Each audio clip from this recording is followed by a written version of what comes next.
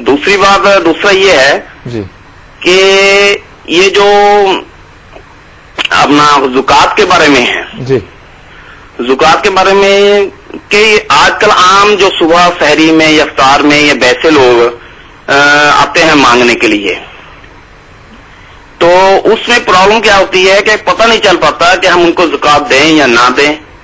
क्या वो गलत, अक्सर हम देखते हैं कि पंजाब में सहारनपुर वगैरह से यहाँ लोग बहुत आ जाते हैं फकीर जी, और उनकी वो प्रॉब्लम पता चलता है कि उनके अच्छे अच्छे वहाँ घर हैं, लेकिन यहाँ से वो ज़कात इकट्ठी करके ले जाते हैं। बेहतर। दूसरा तीसरा सवाल बताइए।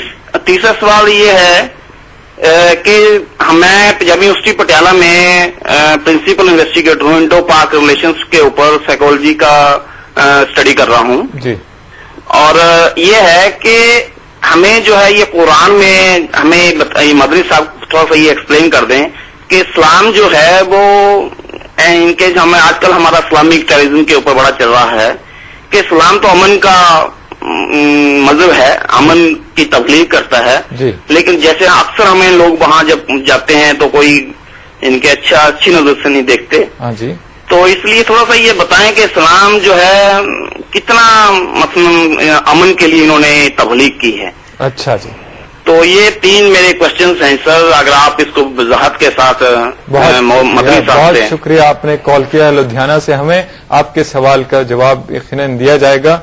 आइए जानते हैं मदनी साहब से। मदनी साहब, भाई ने 3 सवाल किए हैं। एक तो तिलावत कुरान से मुताल्लिक है, जैसे कि पहले सवाल में इस बात की हमने वजाहत कर दी, फिर भी मुख्तसर तौर पर इस पर कुछ आप फरमा दें।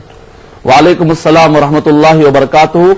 भाई ने बेसिकली बुनियादी तौर पर 3 सवाल किए हैं। पहला सवाल यह है कि कार में जाते वक्त जब कारी कुरान पढ़ता है या हम खुद गुनगुनाने लगते हैं, जैसा कि मैंने कहा कुरान मजीद पढ़ने के लिए वजू शर्त नहीं है, यहां तक कि कुरान में छूने के लिए भी शर्त नहीं है, लेकिन बेहतर यह है कि अगर आप बावजू रहे तो सबसे बेहतर है, इख्तलाफात से निकलना सबसे बेहतर तरीका है। अगर आप कर लेंगे तो उसमें कोई इख्तलाफ नहीं है, लेकिन अल्हम्दुलिल्लाह अगर आप कार में जाते आते पढ़ते हैं तो अल्हम्दुलिल्लाह बहुत अच्छी चीज है। और जहां तक दूसरा सवाल है कि ज़कात जो है मुस्तहिकीन कौन है, वैसे मुस्तहिकीन है कौन, सूरह तौबा नंबर 9 आयत नंबर 7 के अंदर तफसीलात बताई जा चुके हैं, उसमें फुकरा और मसाकिन का जिक्र किया जा चुका है। अब आपके घर पर जो आते हैं, आप हत्तल मकदूर इस्तिताअत के मुताबिक आप पहले तहकीक कर लीजिए और उसके बाद अगर आप ज़कात देते हैं, अगरचे कि वो अपने घर में मालदार होगा और आपको पता नहीं चला तब भी आपकी ज़कात अदा हो गई। सही बुखारी के अंदर इमाम बुखारी रहमतुल्लाह अलैह ने बाब बांधा है कि एक शख्स ने एक मर्तबा रात में ज़कात दी, वो ज़कात किसी फाहिशा को मिल गई, रात में ज़कात अदा की एक मालदार को मिल गई। तो इसका मतलब ये निकला कि आदमी अपने इल्म के हद तक जो कुछ भी उसको मालूमात है वो अदा कर देगा, उसके बाद उससे पूछा नहीं जाएगा। आदमी को पहले मेहनत करनी चाहिए कि उसका माल मुस्तहिकीन तक पहुंचे। तो अगर वहां पर उनके घर हो या कुछ हो, assumption is not decision, assumption के ऊपर हो सकता है कहकर आप उनको महरूम भी नहीं कर सकते। एक हद तक आप तहकीक करने के बाद अल्हम्दुलिल्लाह आप उनको हवाले कर सकते हैं। और जहां तक तीसरा आपने जो बहुत अहम सवाल किया है वो है अमन से मुताल्लिक। कुरान मजीद अल्हम्दुलिल्लाह ये एक वाहिद किताब है, अगर आप इस पर गौर करेंगे, इसके अंदर अल्लाह सुब्हानहू तआला ने जो जिहाद का अल जिहाद का कॉन्सेप्ट दिया है, दरअसल यही वो कॉन्सेप्ट है जिसके जरिए से दहशतगर्दी का खात्मा हो सकता है। और अल जिहाद का सही माना और मफहूम अगर समझ जाए तो पूरी दुनिया वाले इसी को अप्लाई करेंगे ताकि दुनिया में अमन आ जाए। सूरह माइदा सूरह नंबर 5 आयत नंबर 32 के अंदर अल्लाह सुब्हानहू तआला ने इरशाद फरमाया, एक मासूम की जान ले लेना, कोई मारता है तो पूरे इंसानियत को मारने का गुनाह लिखा जाएगा। अगर एक मासूम को बचाएगा, चाहे मुस्लिम हो चाहे गैर मुस्लिम हो, अगर आप बचाएंगे तो पूरे इंसानों को बचाने का सवाब लिखा जाएगा। और सूरह तौबा नंबर 9 आयत नंबर 5 के अंदर कहा गया कि अगर जंग चल रही हो उस वक्त पर भी अगर कोई गैर मुस्लिम तुमसे पनाह मांगे, तुम पर वाजिब है कि तुम उसको पनाह दो। सूरह अनफाल सूरह नंबर 8 आयत नंबर 7 और 61 के अंदर कहा गया क्या ये मत डरो, हो सकता है कि वो अंदर आकर धोखा देगा, अल्लाह सुब्हानहू तआला तुम्हारी हिफाजत फरमाएगा। जंग के दौरान भी जो तुमसे लड़ रहा है, अगर वो अमन मांगे, एक मांगे या पूरी कौम मांगे, तब भी तुमको अमन देना वाजिब है। जरा अंदाजा लगाइए कि जंग की हालत में अमन देने पर उभारा जा रहा है, आम हालात में इस्लाम या कुरान मजीद एक मासूम की जान लेने पर कैसे उभार सकता है।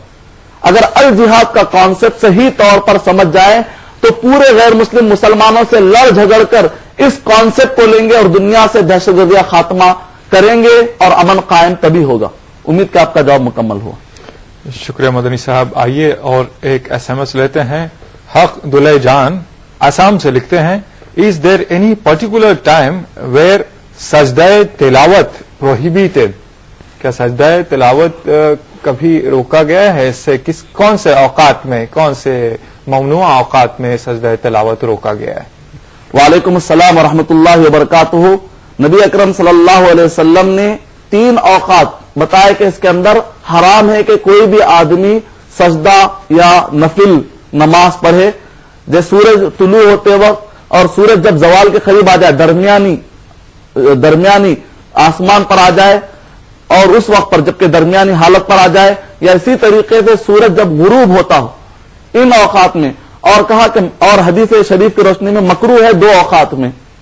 تو بہرحال سجدے تلاوت کے لیے اتنے مسائل نہیں ہیں جو سببی ہوتے ہیں. مکروہ خاص طور سے مکروہ ٹائم میں جو سببی ہوتے ہیں, جیسے سببی نمازیں ہوتی ہے کہ اچانک نماز پڑھنا پڑا, نظر مانی تھی آپ نے اور اچانک وہ عصر کے بعد نظر پوری ہوئی, سببی نمازیں, یا اچانک کوئی جنازہ آ گیا آپ کو نماز پڑھنی پڑی. تو مکروہ اوقات میں جو سببی یا مجبوری والی نمازیں ہیں وہ آپ پڑھ سکتے ہیں. لیکن جو 3 اوقات میں نے بتلائے وہ حرام ٹائم کے, یعنی ان ٹائم پر سجدہ کرنا اور اسی طرح نفل نماز پڑھنا حرام قرار دیا گیا. لہذا سجدہ تلاوت بھی آپ نہیں کر سکتے.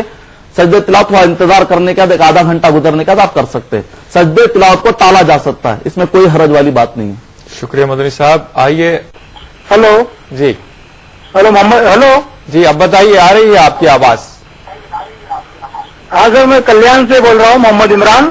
کلیان سے محمد عمران صاحب, آپ نے اپنے ٹی وی کا آواز میوٹ کر دیا ہے؟ ہاں جی جی, اب بتائیے کیا سوال ہے؟ ہمارا سوال ایسا ہے کہ ہمارے پاس میں ہم کو شادی اور بیوی سے 50,000 5 تولہ سونا ملا ہے. ہاں جی.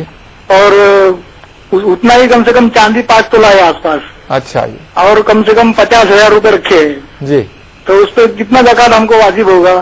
اچھا. اور مطلب ہماری بیوی کا ہے وہ, جی, تو ہم کو اس پہ کتنا زکات واجب ہو سکتا ہے؟ اچھا جی, اس کا ذرا ڈکلیریشن دے دیجیے. شکریہ, بہت شکریہ آپ نے کال کیا.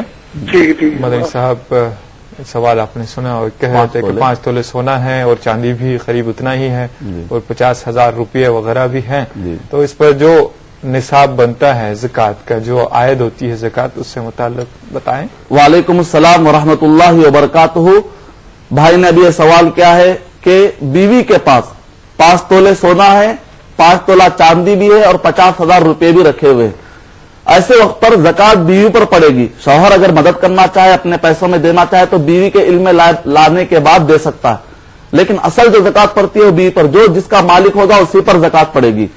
اور جہاں تک حدیث شریف میں نبی اکرم صلی اللہ علیہ وسلم نے کلیئر کہہ دیا ہے کہ سونے کو چاندی میں نہیں اور چاندی کو سونے میں نہیں ملایا سکتا. لہذا جہاں تک چاندی کا مسئلہ ہے, اگر آپ پیسے کا خیال سونے سے کرتے ہیں تو یقیناً یہ تو واجب ہے ہی. اگر کوئی چاندی کا خیال کرتا ہے تب تو افضل ہے. اور چاندی کے لیے ضروری ہے کہ 52.5 تولہ چاندی ہونا چاہیے, ایک شرط. دوسری شرط یہ ہے کہ سال گزرنا چاہیے, سال گزرنا چاہیے. تو سال گزرا یا نہیں گزرا چونکہ آپ نے نہیں بتلا, اگر سال گزر چکا ہو تو ایسے وقت پر سونے اور پیسے کی جو قیمت ہے دونوں کو آپ ملا سکتے ہیں. پیسہ اور سونا ایک ہی قبیل کے